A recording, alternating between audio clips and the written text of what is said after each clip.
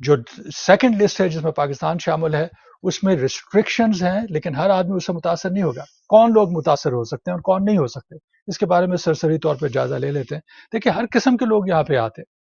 آپ کو معلوم ہے کہ نان امیگرینٹ ویزز کے اوپر لوگ ٹریول کرتے ہیں، جس میں اسٹوڈنٹس ہیں، جس میں انویسٹرز ہیں، جس میں ٹورسٹ ہیں، اور ان کے پاس نان امیگرینٹ ویزز ہوتے ہیں جی. اس کے بعد وہ لوگ بھی ٹریول کرتے ہیں جن کے پاس امیگرینٹ ویزز ہیں.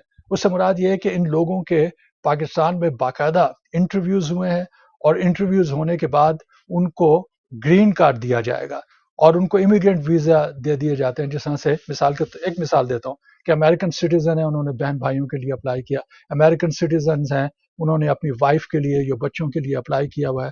تو ان کے انٹرویو ہونے کے بعد انہیں امیگرینٹ ویزا دے دیا جاتا ہے کہ آپ ٹھیک ہے جائیے اور امریکہ جائیے، وہاں پہ آپ کو گرین کارڈ مل جائے گا. تو ان پر کیا پابندی لگے گی؟ کیا ان لوگوں کو ان کے راستے میں بھی ریسٹرکشن کھڑی کرنی پڑے گی؟ ہمیں معلوم نہیں ہے. امریکن سٹیزن کا جہاں تک ڈوئل سٹیزن جو ہے، یقیناً ان پہ پابندی نہیں لگائی جا سکتی، کیونکہ جو ڈوئل سٹیزن ہے اور امریکن جو سٹیزن شپ حاصل کر چکے ہیں، چاہے ان کا تعلق دوسرے ممالک سے کسی اور ملک میں وہ پیدا ہوئے تھے، نیچرلائز سٹیزن ہے، ان لوگوں پہ پابندی یکسر طور پہ نہیں لگا سکتی، کیونکہ ہمارا کانسٹیٹیوشن انہیں دفاع کرتا ہے.